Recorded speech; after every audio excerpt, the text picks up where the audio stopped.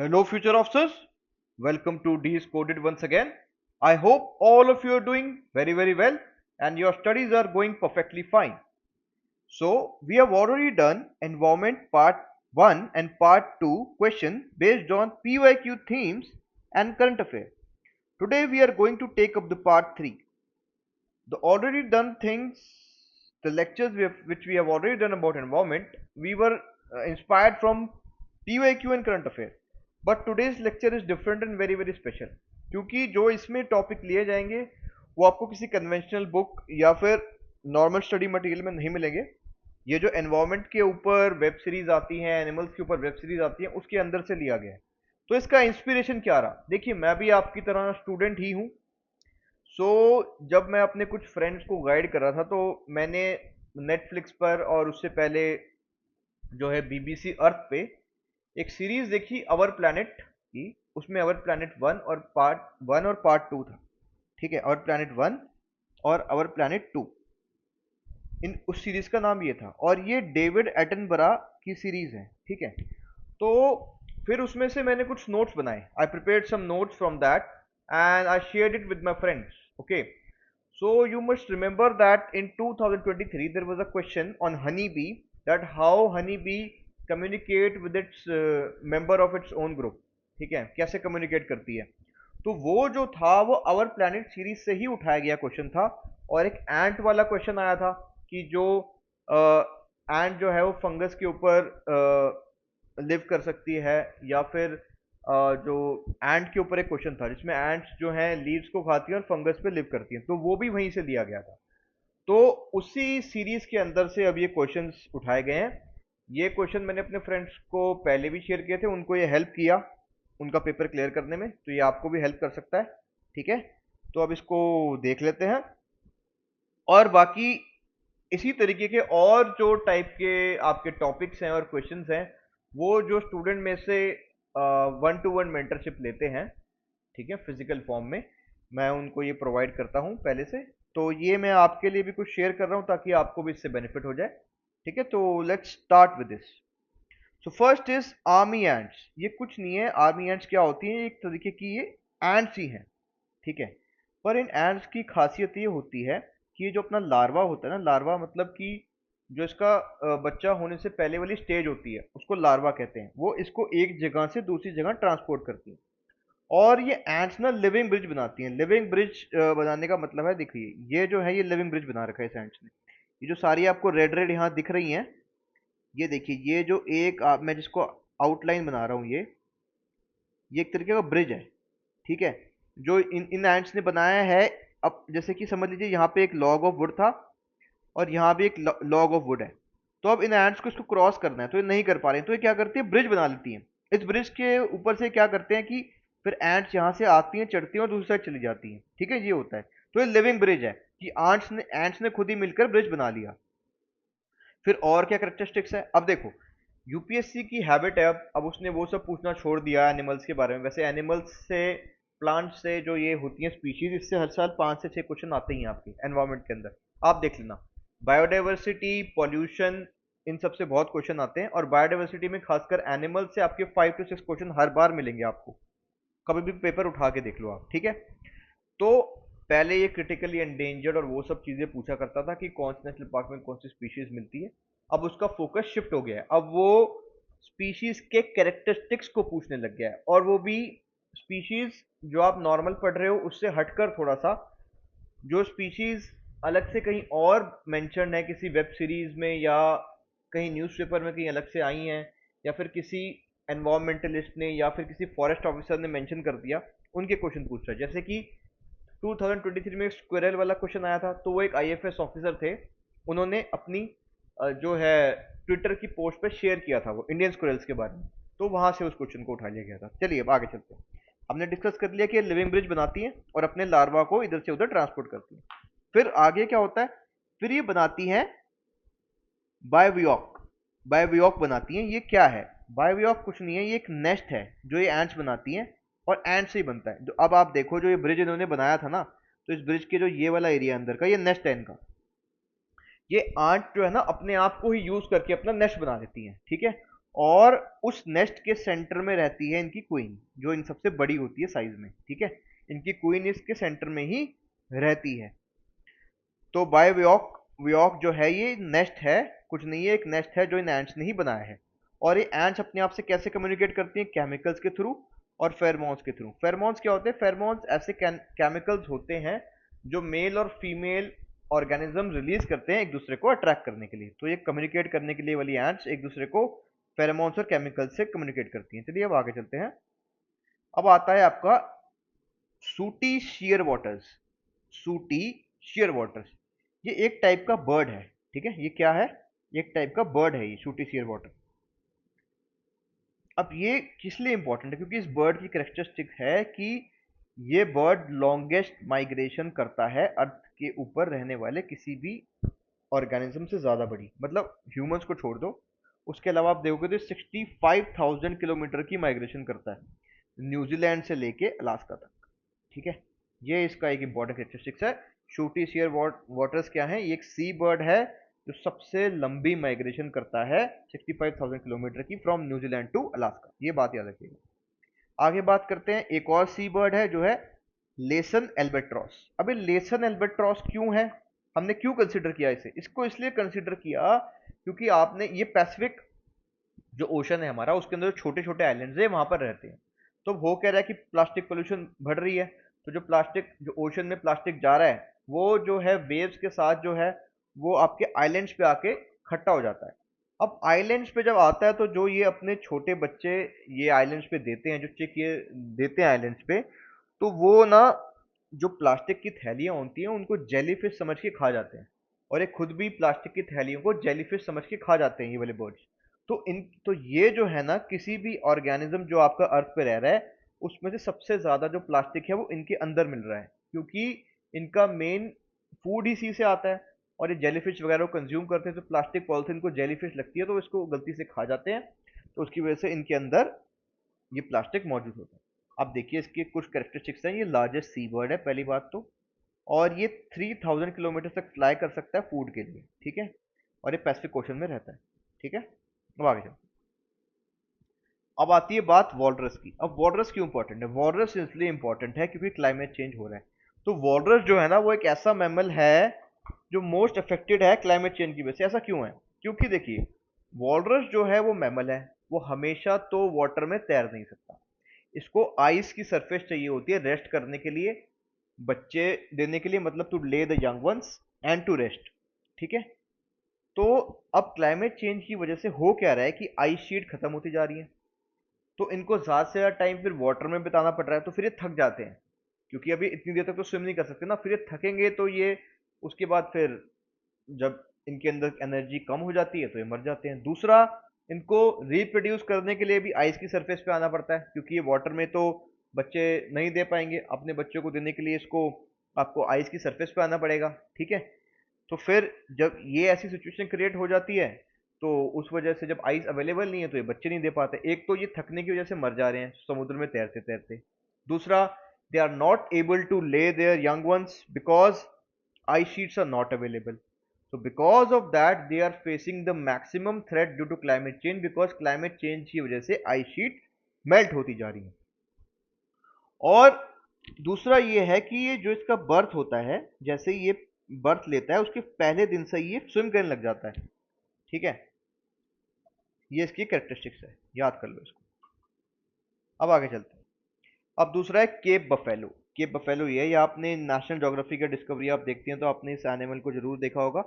ये जंगली भैंसा भी बोलते हैं इसको। ये आपका मिलता है, जैसे इंडिया में गौर होता है ना, गौर, ये उसी टाइप का है, बस वो आपका जो गौर है वो एक डिफरेंट स्पीशीज है, ठीक है।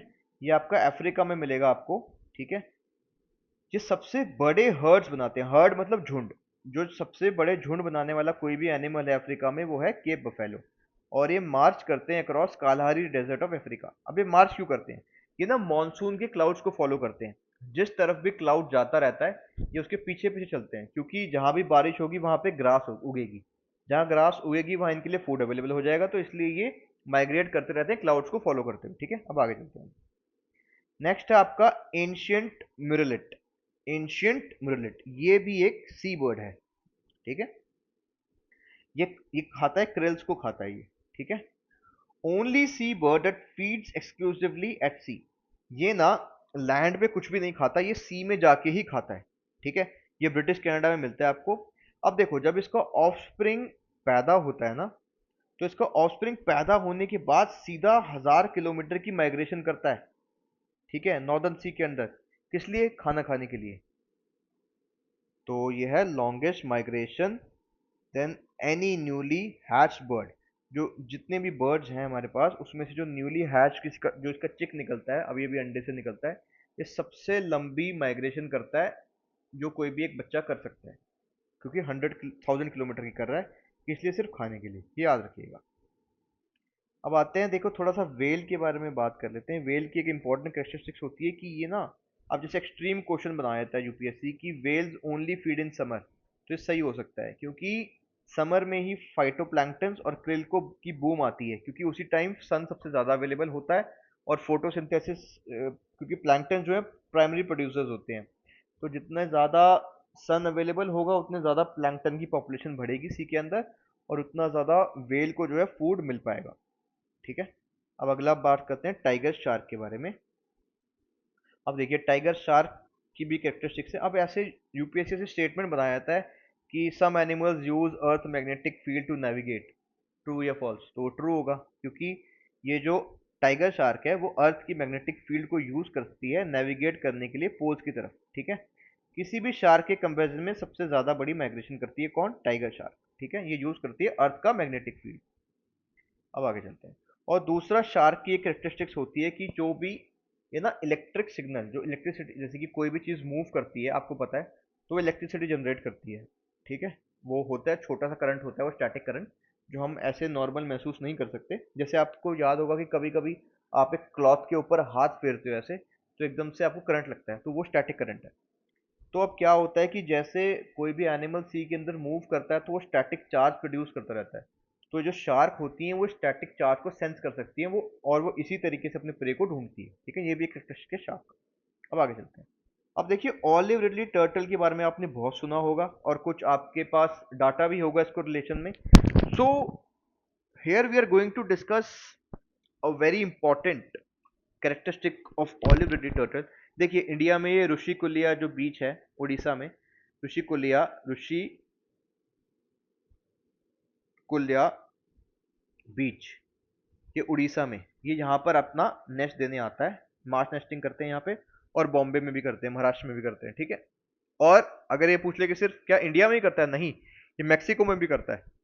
अब देखिए, इसकी एक इंपॉर्टेंट कैरेक्टरिस्टिक्स ये है कि ये जो आपका ऑलिव रिडी टर्टल है, ये the first time it Lay's eggs after birth is only after 15 years, मतलब अपने जो पैदा होने के 15 साल बाद ही ये पहली बारी मीटिंग करता है और बच्चे देता है, ठीक है। और उसके बाद हर साल देगा, पहली बारी 15 साल के बाद देगा पैदा होने के।